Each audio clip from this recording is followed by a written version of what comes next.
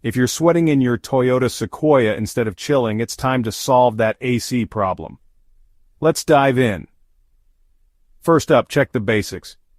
Is your AC turned on? Sounds silly, but it happens. If it's on, make sure you set it to the coldest setting and the highest fan speed. Still no luck?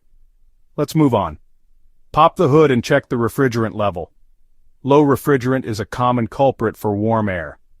You'll need a professional to recharge it. Next, look at your air filters.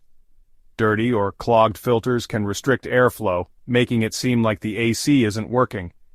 Change them regularly to keep the air flowing smooth and cool. Another potential issue: the compressor.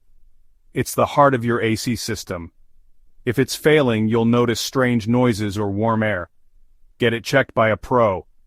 Lastly, don't forget the electrical components. Fuses and relays can blow, cutting off power to your AC.